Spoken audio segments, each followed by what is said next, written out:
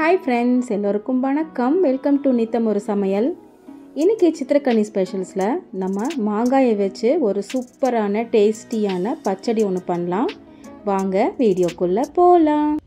வீடியோக்குள்ளே போகிறதுக்கு முன்னாடி நம்ம சேனலை சப்ஸ்கிரைப் பண்ணாதவங்க சப்ஸ்கிரைப் பண்ணிடுங்க. அப்போ தான் எங்கள் வீட்டோட வெரைட்டி ரெசிபீஸ் எல்லாம் உங்களுக்கு நோட்டிஃபிகேஷனாக வரும்.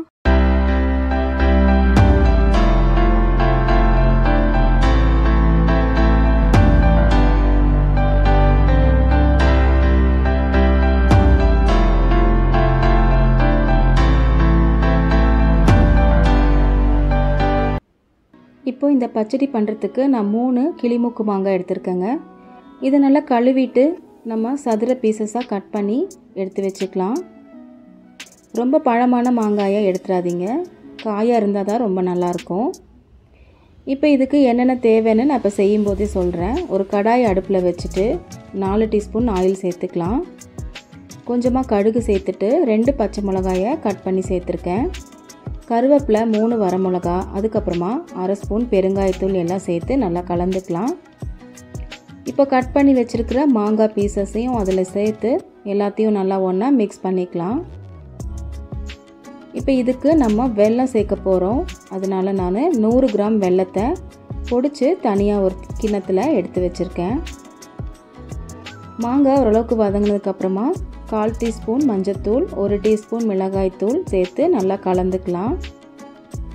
இப்போ இதுக்கு தேவையான உப்பையும் நம்ம சேர்த்து மிக்ஸ் பண்ணிக்கலாம். நல்லா இது வேகிறதுக்கு ஒரு பாதி அளவு தண்ணி சேர்த்து நம்ம 5 நிமிஷம் நல்லா மூடி வச்சு குக் பண்ணி எடுக்க போகிறோம். மாங்காய் ரொம்ப சீக்கிரமாகவே வெந்துடும், அதனால் 5 நிமிஷம் குக் பண்ணாலே போதும். இப்போது இதுக்கு தேவையான வெல்லத்தை நம்ம ரெடி பண்ணிக்கலாம்.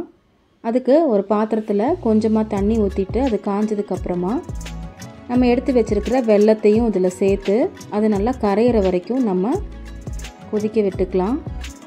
வெல்லத்தில் தூசி மண்ணெல்லாம் இருக்கும், அதனால் அது நல்லா கரைஞ்சதுக்கப்புறமா நம்ம வடிகட்டி தனியாக எடுத்து வச்சுக்கலாம். இப்போ மாங்காயும் நல்லா வெந்து வந்துருச்சு. இந்த ஸ்டேஜில் நம்ம வெல்லத்தையும் இது கூட சேர்த்து ஆட் பண்ணிக்கலாம். இந்த மாங்காய் வெல்லம் எல்லாம் ஒன்று சேர்ந்து நல்லா குக்காகி வரணும். அப்போ தான் இது ரொம்ப சூப்பராக டேஸ்டியாக இருக்கும். மாங்காயோட புளிப்பு, காரம், அதுக்கப்புறம் வெல்லத்தோட இனிப்பு எல்லாம் சேர்ந்து ரொம்ப அட்டகாசமாக இருக்கும். ஒயிட் ரைஸோடைய இது சாப்பிட்றதுக்கு ரொம்ப சூப்பராக இருக்கும். நீங்களும் இதை உங்கள் வீட்டில் கண்டிப்பாக ட்ரை பண்ணி பார்த்துட்டு உங்கள் கமெண்ட்ஸை எங்களுக்கு சொல்லுங்கள். இந்த வீடியோ உங்களுக்கு பிடிச்சிருந்ததுன்னா லைக் பண்ணுங்கள், ஷேர் பண்ணுங்கள், சப்ஸ்கிரைப் பண்ணுங்கள். Happy cooking!